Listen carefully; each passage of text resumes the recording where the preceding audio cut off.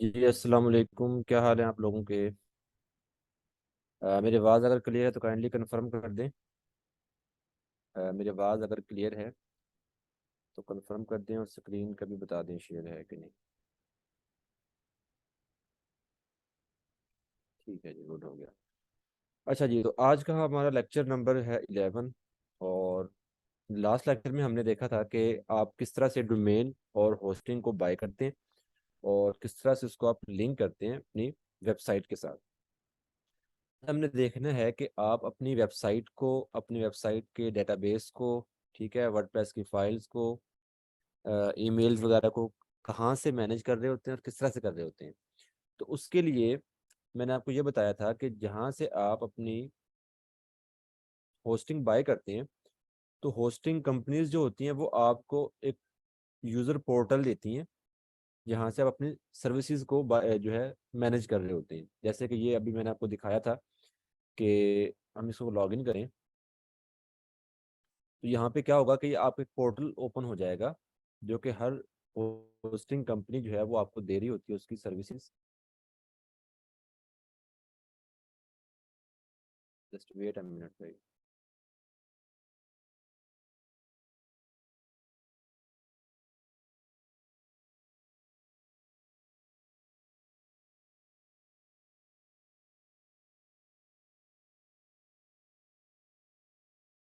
जी।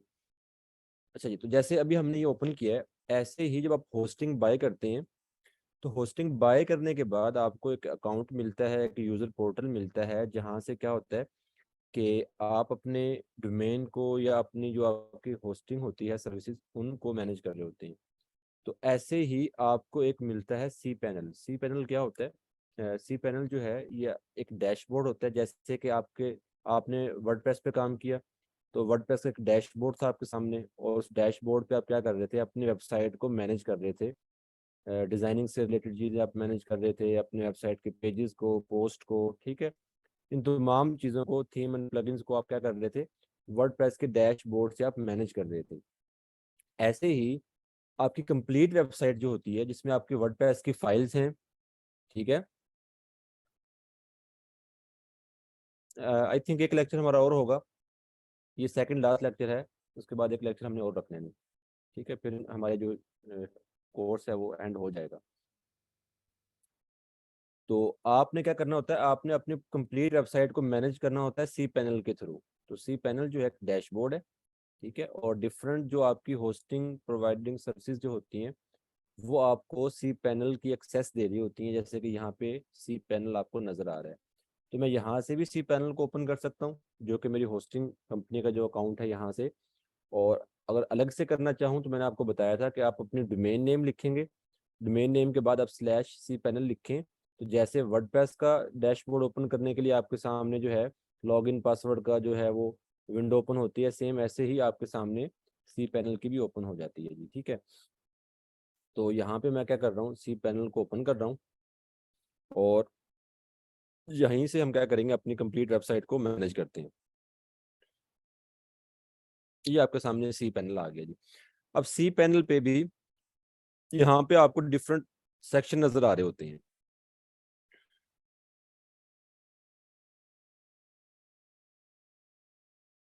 जैसे कि ईमेल का सेक्शन आ रहा है, यहाँ से आप अपनी वेबसाइट की ईमेल्स को मैनेज कर रहे होते हैं, ठीक है। अक्सर आपने देखा होगा कि डिफरेंट जो वेबसाइट्स होती हैं उनकी जो ईमेल होती हैं उस वेबसाइट पर ही होती हैं, ठीक है। लाइक अगर हम बात करें, जैसे ये अभी मैंने जो ओपन की वेबसाइट, ठीक है, mrinfobaba.com।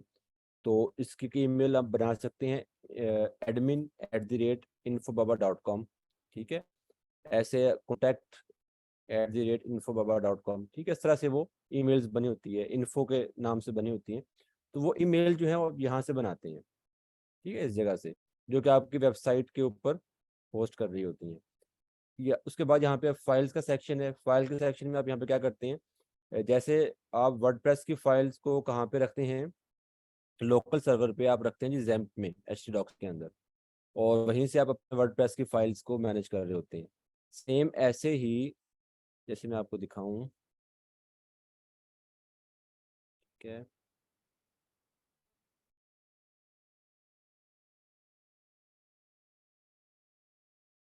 ये हमारा XAMPP सर्वर आ गया, और यहाँ पे htdocs में ये आपके सामने वर्डप्रेस के फोल्डर रखे हुए हैं।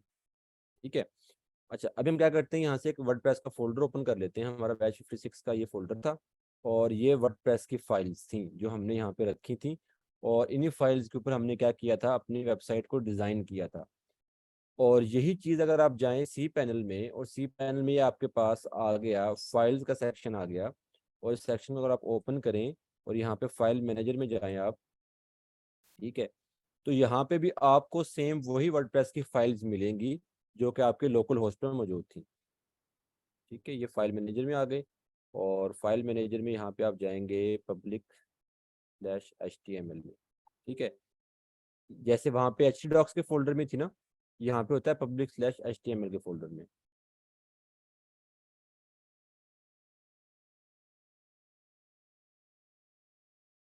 निम्रा, आप मुझे पर्सनल मैसेज कर दीजिएगा, आपका जो भी इशू है मैं वो देख लूँगा।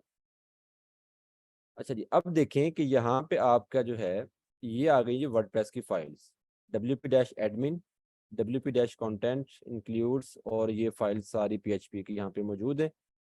और सेम यही फाइल्स आपको यहाँ पे नज़र आ रही है, wp-admin, content includes, और ये तमाम फाइल्स, यही फाइल्स आपके लोकल होस्ट में थी, और यही फाइल आपके लाइव सर्वर में हैं जो कि इंटरनेट पे आपका मौजूद है।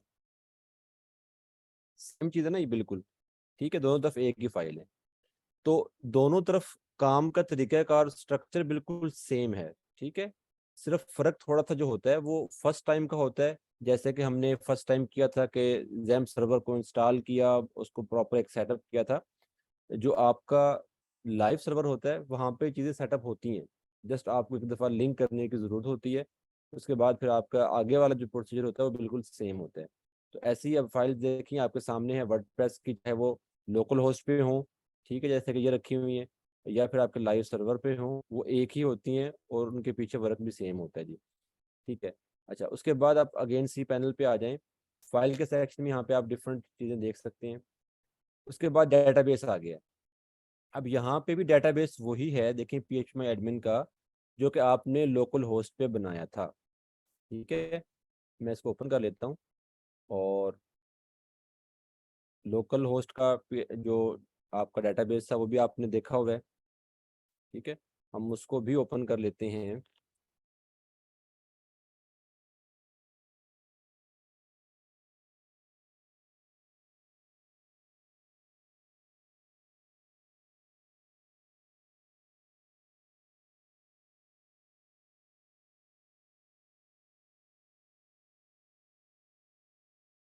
अब देखें, ये मैंने लाइव सर्वर का डेटाबेस ओपन किया हुआ है, सेम वही आपको यहाँ पे जो नज़र आ रहे हैं, सेक्शन जो नज़र आ रहे हैं, जो आपको यहाँ पे लेआउट नज़र आ रहा है, और वही आपको यहाँ पे नज़र आएगा जी, लोकल होस्ट के डेटाबेस पे।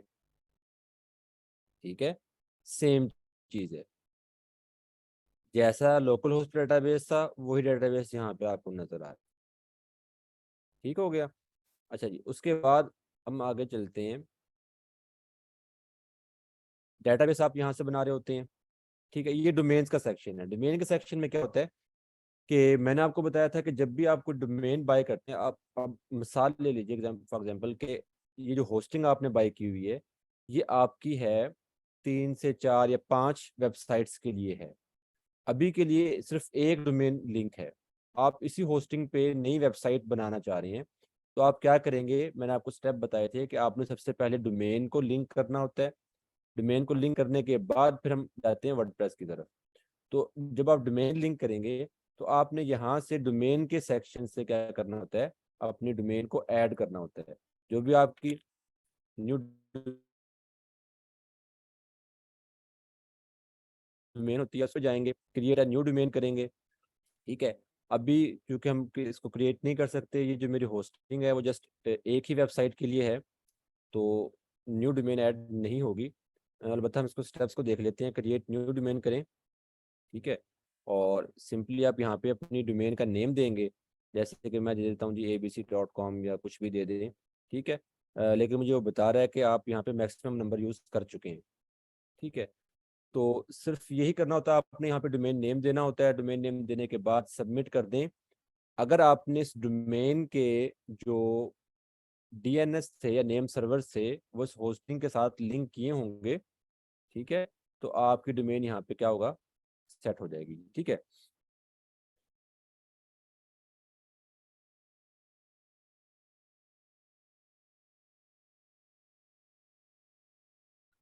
अच्छा जी, तो ये आपकी यहाँ पे क्या हो गया, डोमेन सेट हो जाती है सेक्शन से।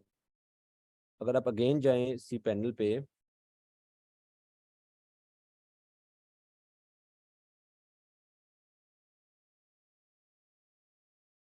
ठीक है, उसके बाद यहाँ पे सिक्योरिटी का सेक्शन है, उसके बाद मैट्रिक्स हैं, कुछ डिफरेंट सेक्शंस हैं। इनको आप वैसे देख लीजिएगा, बाकी जरूरत इनकी इतनी नहीं होती। मेन जो सी पैनल पे आपने वर्क करना होता है वो तो ईमेल के सेक्शन पे करना होता है, जब आपने कोई ईमेल क्रिएट करनी हो, या फाइल के सेक्शन पे जहाँ पे वर्डप्रेस की फाइल्स को देख रहे होते हैं, डेटाबेस के सेक्शन को, डोमेन के सेक्शन को। ठीक है। और एक है जी यहाँ पे आपका सॉफ्टवेयर का सेक्शन, या नीचे आपको नजर आ रहा है सॉफ्टवेयर प्लस ऐप इंस्टॉलर का सेक्शन। ठीक है, जहाँ से आप क्या करते हैं, वर्डप्रेस को इंस्टॉल करते हैं। तो ये था अब अभी एक आपका छोटा सा सी पैनल का। ठीक है। अच्छा, तो अब वर्क कैसे करना होता है जी, वर्क कैसे करना होता है कि जब भी आप अपना लाइव सर्वर पे वर्क स्टार्ट करते हैं, इंटरनेट पे ऑनलाइन अपनी वेबसाइट को करते हैं आप, तो आपको यूजर जो है या आपका क्लाइंट जो है वो आपको एक्सेस देता है सी पैनल की। ठीक है। तो सी पैनल पे सबसे पहले आपने सी पैनल पे आना होता है। आपकी जो होस्टिंग के डीएनएस हैं, आपके डोमेन के साथ आपने लिंक करने होते हैं, वो लिंक आपके हो गए। देन आप सी पैनल के सेक्शन इधर आएंगे, डैशबोर्ड पे। ठीक है। और यहाँ आने के बाद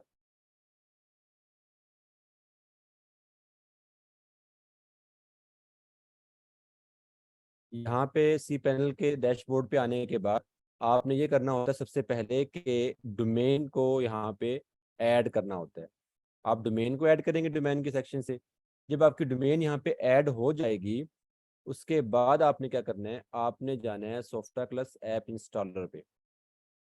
ठीक है, ये बिल्कुल आपको यहाँ पे मिल जाता है, बिल्कुल वाजह, जैसे यहाँ पे साइट पे भी इसमें दिया हुआ है।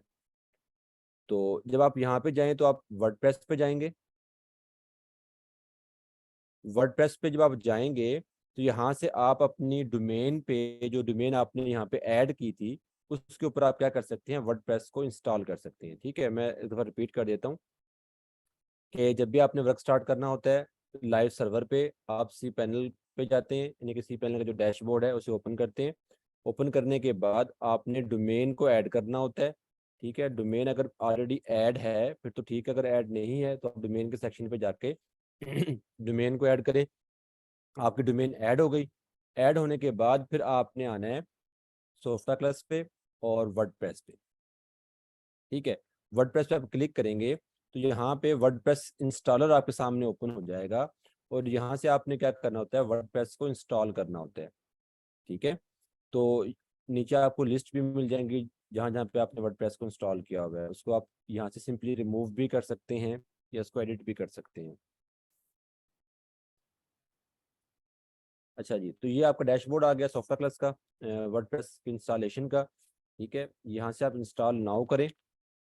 जब इंस्टॉल नाउ करेंगे तो यहाँ पे आपसे वो पूछेगा कि आपने वर्डप्रेस को इंस्टॉल कहाँ करना है।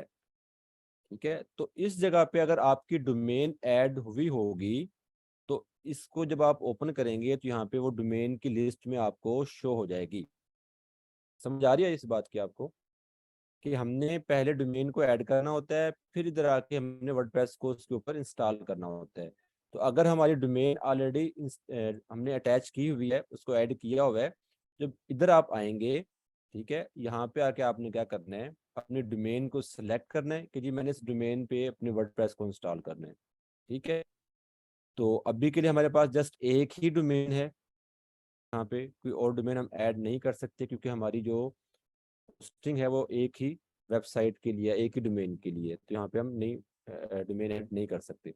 तो मैं क्या करता हूँ, इसमें एक सब फोल्डर बना लेता हूँ, एक फोल्डर और बना लेता हूँ। किस नाम से बना लूँ, सैंपल के नेम से। ठीक है, ये एक मैंने फोल्डर बना लिया इसके अंदर।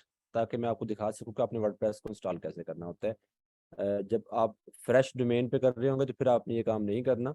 आपने जस्ट यहाँ पे डोमेन सेलेक्ट करनी है, इसे आपने खाली छोड़ देना है और आप नीचे आ जाएंगे और यहाँ से अपनी वेबसाइट का नेम देंगे। जैसे कि हम लोकल होस्ट पे जब वर्डप्रेस को लिंक करते थे, अगर आपको याद हो, तो वहाँ पे हम क्या करते थे, अपनी वेबसाइट का टाइटल देते थे, ठीक है, वर्डप्रेस का यूज़र नेम और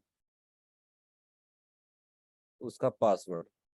ठीक है, जैसे कि अभी हम क्या करते हैं, ये उठा लेते हैं वही जो हमने रखा ही हुआ है।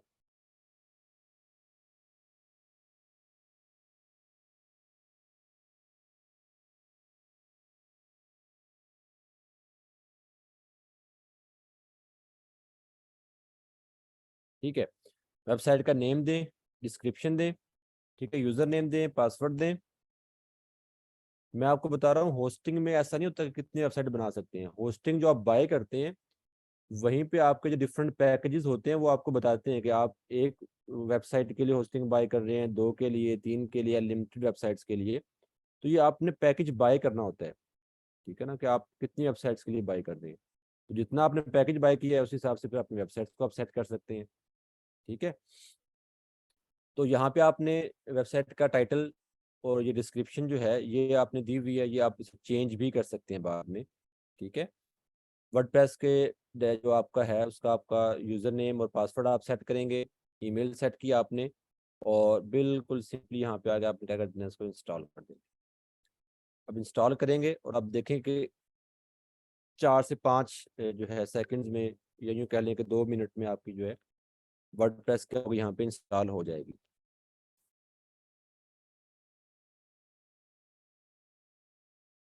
ठीक है, और ये आपकी वर्डप्रेस क्या हो गई है, इंस्टॉल हो गई है। ठीक है, अच्छा, तो अब अगर आपको याद हो तो हमने वर्डप्रेस इंस्टॉल की थी mrinfobaba.com/सैम्पल के फोल्डर में। और अगर इसी लिंक को मैं कॉपी करके ओपन करूं यहाँ पे न्यू टैब में,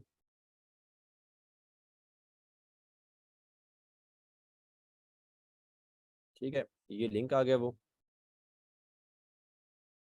यही लिंक था। ठीक है, इसको आप ओपन करें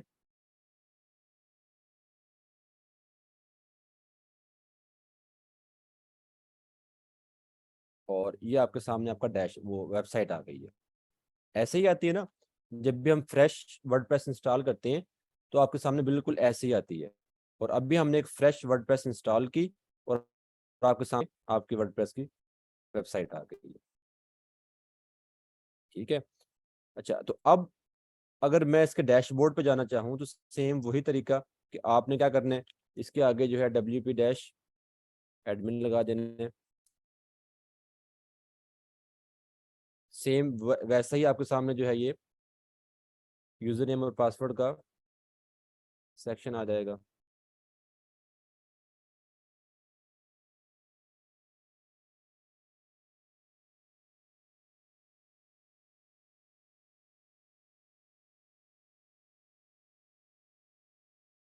और लॉगिन किया मैंने इसको।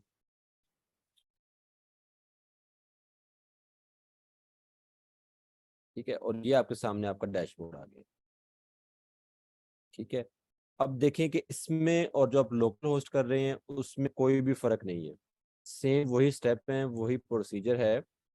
सिर्फ थोड़ा सा फर्क ये है कि लोकल होस्ट पे आप वर्क करते हैं तो आपको लोकल होस्ट को पहले सेटअप करना होता है, जो कि यहाँ पे नहीं होता, क्योंकि यहाँ पे जो सर्वर है वो ऑलरेडी जो है वो पहले ही लाइव है और वर्किंग में है। तो इस वजह से आपको ज़रा इश्यूज कम आते हैं। समझ आई आपको इस चीज़ की? अब आगे वही काम है जो आपने लोकल होस्ट पे किया। वर्डप्रेस आपको इंस्टॉल हो गई, डैशबोर्ड आपने ओपन किया, आगे फिर आपका वही डिज़ाइन, वही आपके टेम्पलेट, वही आपकी थीम, वही प्लगइन, सब कुछ सेम है। आगे आपका डिज़ाइनिंग फेज़ है वो जो आपने खुद करना होता है। ठीक है, मैं एक दफ़ा रिपीट कर देता हूँ कि आपने करना क्या होता है कि जब भी आपने लाइव सर्वर पे काम करना होता है तो आपका जो क्लाइंट है वो या तो ये करता है कि ऑलरेडी बहुत से क्लाइंट ऐसे होते हैं जो कि आपको वर्डप्रेस इंस्टॉल करके डायरेक्ट जो है आपको वर्डप्रेस के ही क्रेडेंशियल्स देते हैं, आपको वर्डप्रेस का लॉगिन और यूज़र नेम और लॉगिन देते हैं। ठीक है, मोस्टली क्लाइंट ऐसा करते हैं। जैसे कि ये आपको फ्रेश डैशबोर्ड नज़र आ रहा है, वो फ्रेश डैशबोर्ड इंस्टॉल करके आपको देते हैं कि जी ये हमारी वेबसाइट के यूज़र नेम और पासवर्ड है डैश वर्डप्रेस का। तो आपको बहुत ईजी हो जाता है कि आप उस पर अपना डिज़ाइन शुरू कर दें। ठीक है। जबकि कुछ क्लाइंट ऐसा करते हैं कि वो आपको क्या करते हैं, सी पैनल की एक्सेस देते हैं। तो सी पैनल पे जब आप जाते हैं, तो सी पैनल पे जाने के बाद आपने क्या करना होता है, सबसे पहले ये देखना होता है कि आया कि डोमेन आपकी वहाँ पे लिंक है या नहीं है। ठीक है। डोमेन को आप लिंक करें अपनी होस्टिंग के साथ। ठीक है। और फिर डोमेन के सेक्शन पे आके अपने डोमेन को आप यहाँ पे ऐड करें। आपकी डोमेन ऐड हो जाती है, फिर आप जाते हैं सॉफ्टवेयर प्लस पे, वर्डप्रेस पे, और उस डोमेन के ऊपर आपने क्या करना होता है, वर्डप्रेस को इंस्टॉल करना होता है। और जब आपकी उस डोमेन पे वर्डप्रेस इंस्टॉल हो जाती है, तो फिर आप सिंपली जो है वर्डप्रेस के डैशबोर्ड पे आए और अपना काम स्टार्ट कर दें। ठीक है, बहुत इजी स्टेप। तो ये था जी आपका लाइव सर्वर पे वर्क करना। अब दूसरी तरफ जो है वो ये कि अगर आपने एक वेबसाइट बनाई हुई है, फॉर एग्जांपल आपने वो लोकल होस्ट पे बनाई हुई थी, आप उसे लाइव सर्वर पे लेके जाना चाह रही हैं, या एक लाइव सर्वर पे ऑलरेडी वेबसाइट बनी हुई है और उसकी होस्टिंग आपने चेंज की है, ठीक है, तो वो किसी और सर्वर पे लेके जाना चाह रहे हैं आप, तो उसके लिए हम क्या करते हैं, उसके लिए माइग्रेशन का तरीका इस्तेमाल करते हैं। ठीक है, वेबसाइट को माइग्रेट करवाना। तो जो माइग्रेशन है वेबसाइट की, वो local host to live server भी होती है, live server to live server भी होती है, और local host to local host भी होती है। समझ आ रही है?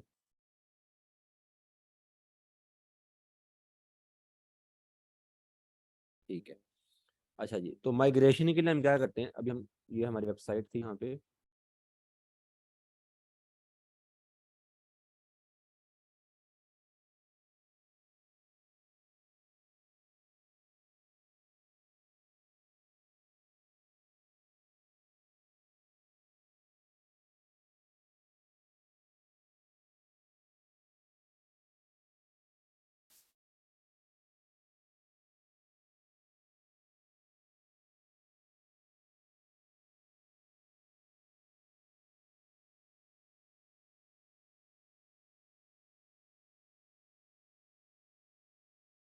माइग्रेशन जो है उसके हमारे पास डिफरेंट वेज हैं।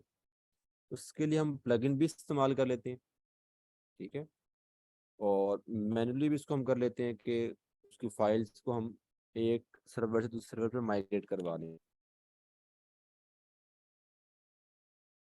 अभी के लिए जो हम तरीका करते जा रहे हैं वो है जी प्लगइन के थ्रू, जो कि आपके लिए इजी है और आसान है कि आप प्लगइन्स को यूज़ करें और अपने वेबसाइट को माइग्रेट करवा लें। ठीक है।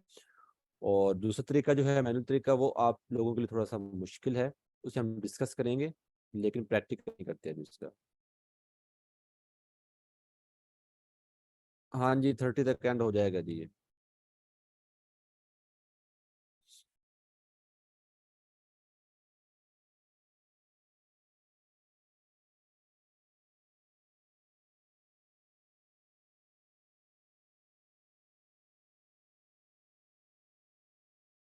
अच्छा जी, तो जो तरीका है आपका प्लगइन के थ्रू या मैनुअल जो हम करते हैं, उसके पीछे लॉजिक ये है कि हमारे पास दो चीज़ें होती हैं। एक तरफ हमारे पास जो है वर्डप्रेस की फाइल्स हैं, और दूसरी तरफ हमारे पास क्या है, डेटाबेस है। दो ही चीज़ें होती है ना हमारे पास, वर्डप्रेस की फाइल्स और डेटाबेस। अगर आप प्लगइन के थ्रू करें, तो प्लगइन क्या करता है, इन दोनों चीज़ों का बैकअप बना के आपको बैकअप फाइल दे देता है, और आप उस फाइल को इजीली जो है माइग्रेट करवा लेते हैं दूसरे सर्वर पे। ठीक है। और अगर आप मैनुअल करें तो भी आपने वो खुद से काम करना होता है कि आप पहले वर्डप्रेस की फाइल्स का बैकअप बनाएं, उसको वहाँ पे माइग्रेट करवाएं, डेटाबेस का आप अलग से बैकअप बनाएं, उसको माइग्रेट करवाएं। ठीक है।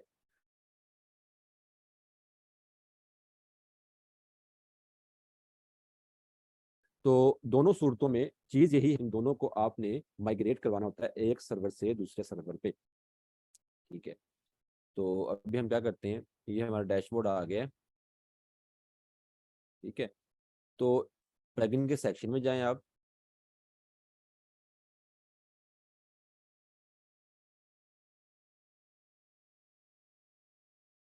कॉपी करके भी कर सकते हैं, लेकिन उसमें ये है कि जो मैनुअल तरीका है उसमें आप कॉपी करते हैं, ठीक है, लेके जाते हैं। थोड़ी सी चीज़ों का ध्यान रखना पड़ता है ताकि आपकी फाइल जिसमें मिसिंग ना हो, कोई आपकी फाइल जो है वो उसमें यूँ कह लें कि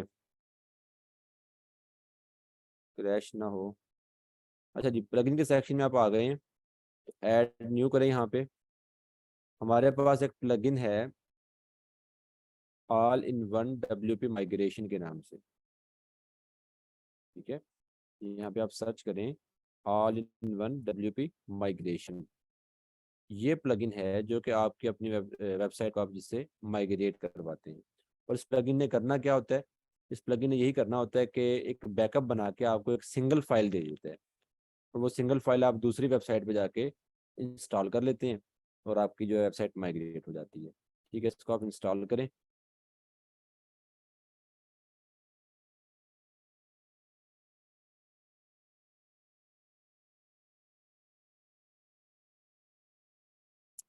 समझ आ रही है आपको उन स्टेप्स की जो मैं बता रहा हूँ आप लोगों को?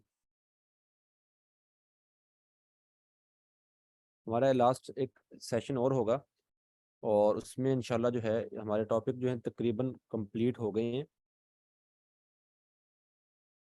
ये करना है कि सेशन से पहले पहले जो भी आपके इश्यूज हैं, जो भी आपके टॉपिक हैं, जिन पे आप मज़ीद जो है कुछ लेक्चर लेना चाह रहे हैं, ठीक है, वो आप मुझे बताएंगे, हम उनको भी डिस्कस करेंगे।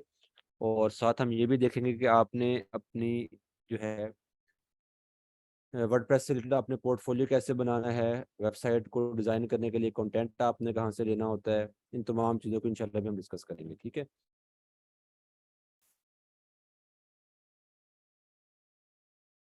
गए यहाँ से इसको एक्टिवेट करें आप।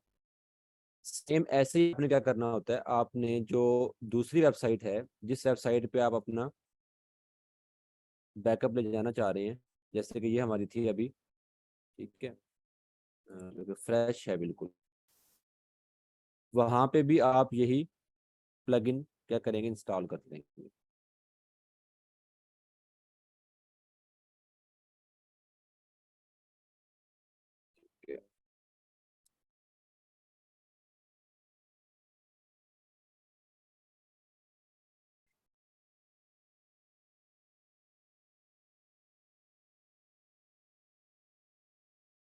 ठीक है, इसको भी इंस्टॉल कर लें, यानी कि दोनों तरफ आपका इंस्टॉल होना चाहिए।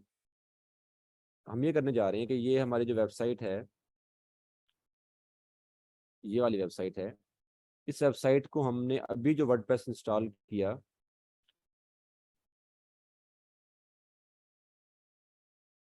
ये वाली वेबसाइट पे यहाँ पे लेके आना चाह रहे हैं ताकि बनी बनाई वेबसाइट हम उठा के इधर माइग्रेट करवा सके।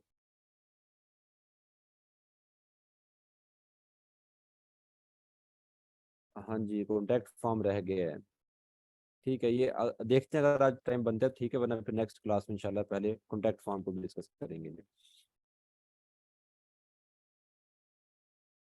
अच्छा जी, तो यहाँ पे आपने क्या किया है कि दोनों तरफ प्लगइन इंस्टॉल हो गए हैं वीपी माइग्रेशन के, और प्लगइन इंस्टॉल होने के बाद इस तरह से आपको उसका सेक्शन भी नज़र आएगा। और जब आप यहाँ पे जाएंगे, देखिए यहाँ पे एक्सपोर्ट, इंपोर्ट और बैकअप ये ऑप्शन आ रहे हैं। ये वेबसाइट हमने एक्सपोर्ट करनी है क्योंकि इस वेबसाइट को हम लेके जाना चाह रहे हैं। इसको हम क्या करेंगे, एक्सपोर्ट करेंगे। एक्सपोर्ट पे जब जाएंगे तो यहाँ पे आपके पास जो ऑप्शन आएगा बैकअप के लिए, ठीक है, इस तरह से आपके सामने आ जाएगा। और एक्सपोर्ट टू करेंगे तो यहाँ पे डिफरेंट ऑप्शंस देगा कि आपने किस चीज़ के लिए फाइल बनानी है, ठीक है। तो हम फाइल्स का सेक्शन जो यहाँ पे लेते हैं, और फाइल के अंदर ही हम उसको एक्सपोर्ट करते हैं, और जो यहाँ पे आपने लिया है उधर भी वही होना चाहिए। तो अभी हम क्या कर रहे हैं, हमने फाइल बनानी जस्ट, तो यहाँ पे एक बैकअप फाइल बनाए आप, और यहाँ से क्या होगा, आपकी एक्सपोर्ट शुरू हो जाएगी, ठीक है, बैकअप की। अभी हमारे पास टाइम कम है, मैं इसको स्टॉप कर देता हूँ, और मैं आपको दिखा भी देता हूँ कि बैकअप की फाइल आपके सामने कैसी नज़र आती है, ठीक है। और यहाँ पर अगर हम जाएं,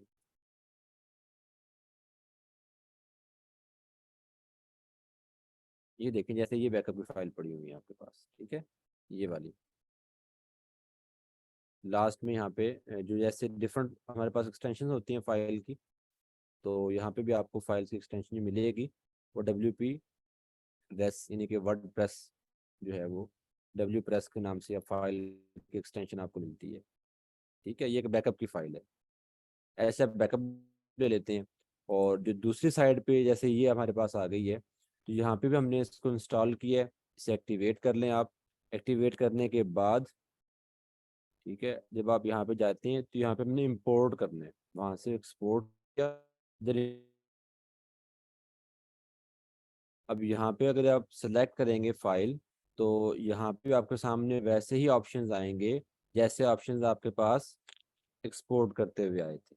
ये वाले देखिए, वहाँ पे हमने फाइल को इंपोर्ट किया था, तो एक्सपोर्ट किया था। इधर हम क्या करेंगे, फाइल को इंपोर्ट करेंगे। ठीक है, और जब इंपोर्ट पे क्लिक करेंगे तो यहाँ से वो आपके जो है सिलेक्शन लेगा फाइल की।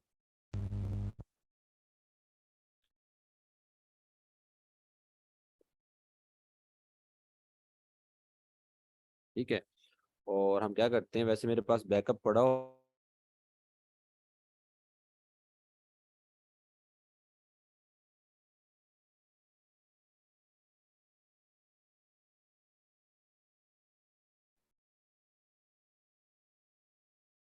वो था जी,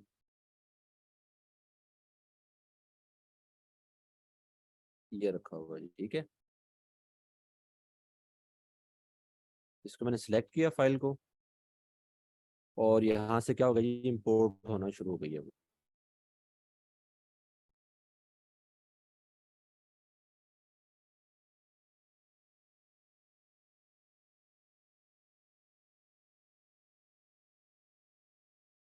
जैसे ही ये इंपोर्ट हो गई पूरी फाइल, इंपोर्ट होने के बाद आपकी जो ये वेबसाइट है, जो अभी आपको एक बिल्कुल फ्रेश डैशबोर्ड नजर आ रहा है। ठीक है, वहाँ पे आपके सामने कंप्लीट वेबसाइट जो कि दूसरी जिसका आप बैकअप लेके आ रहे हो, वो यहाँ पे शो हो जाएगी आपके साथ। ठीक है, उस पे जो भी कंटेंट था, जो भी उसके पेजेस थे, वो तमाम की तमाम वेबसाइट क्या होती है, माइग्रेट हो जाती है।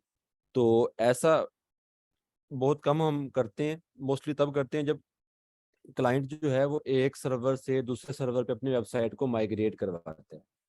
ठीक है, क्योंकि ये नहीं होता कि जो आप कोई भी वेबसाइट बनाएं किसी क्लाइंट के लिए, तो वो आप पहले लोकल होस्ट पे बनाएं फिर आप लाइव सर्वर पे लेके जाएं, ऐसा नहीं होता। ठीक है, जब भी आपने किसी क्लाइंट के साथ वर्क करना होता है, तो उसके लिए हम डायरेक्टली जो है काम स्टार्ट करते हैं वो लाइव सर्वर पे ही करते हैं।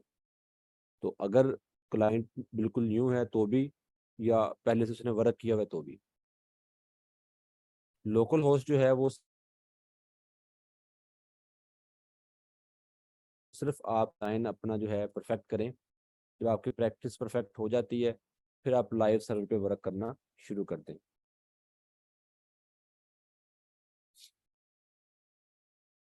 क्योंकि क्लाइंट जो होते हैं, बहुत से क्लाइंट जो हैं उन्होंने ऑलरेडी डोमेन और होस्टिंग बाय की होती है, और वो जस्ट आपको ये कहते हैं कि ये डोमेन और होस्टिंग बाय की हुई है, और आप जो है उस पर अपना डिज़ाइन बना के दें हमें।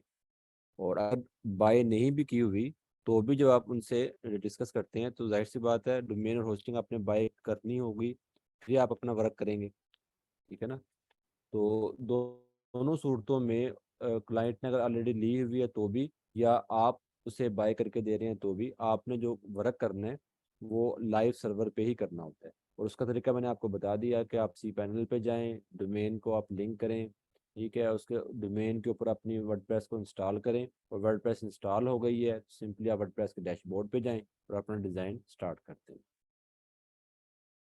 माइग्रेशन वाला काम हम तब करते हैं, फॉर एग्जांपल कि ये मैंने अभी जो होस्टिंग आपको दिखाई थी, ये मेरी इस कंपनी पे है और 1 साल हो गया है इसकी होस्टिंग को। अब मैं ये चाह रहा हूँ कि मैं कोई बड़ा पैकेज लूँ या किसी और कंपनी पे अपनी होस्टिंग जो है वो शिफ्ट करूँ।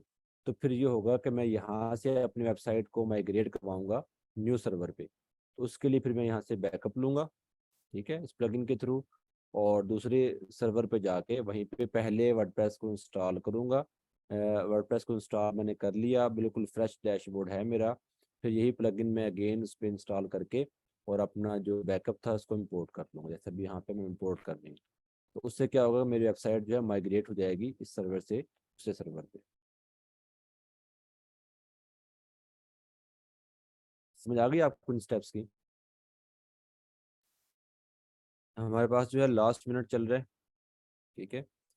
आज की क्लास का जो फीडबैक लिंक है वो भी आपके साथ यहाँ पे शेयर कर दिया जाता है अभी, और ग्रुप में भी शेयर कर दिया जाएगा। तो आज की क्लास का जो फीडबैक है वो भी आपने ज़रूर देने, और कोशिश है कि क्लास के एंड होने से पहले पहले ही हमारा जो है इंपोर्ट हो जाए फाइल्स तमाम, ठीक है। और हम देख लें कि हमने वेबसाइट को माइग्रेट करवा लिया। आई थिंक हो जाएगी, हो गई है।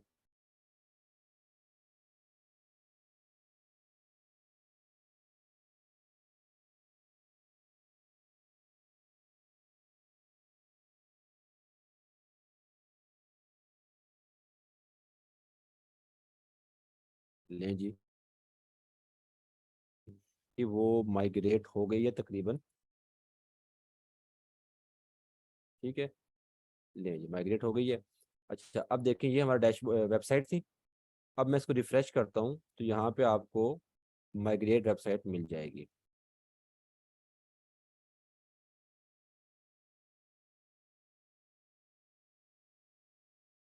ओके, ओ आई थिंक मैंने इसको ब्रेक कर दिया, स्टेप कहते था उसका, ठीक है। चलें, बहरहाल ये ऐसे ही माइग्रेट हो जाएगी। आप कोशिश कीजिएगा कि local host to local host website को माइग्रेट करवा के देखें इसी प्लगइन के थ्रू, तो आपको समझ आ जाएगी किस तरह से आपकी वेबसाइट माइग्रेट होती है। आज के सेशन से जो भी आपके क्वेश्चंस हैं वो व्हाट्सएप ग्रुप में डिस्कस कर लीजिएगा, और नेक्स्ट सेक्शन के लिए अपने जो भी क्वेश्चंस हैं उनको नोट कर लें, ताकि हम नेक्स्ट सेक्शन को अच्छे तरीके से एंड कर सकें जी इस कोर्स को, ठीक है।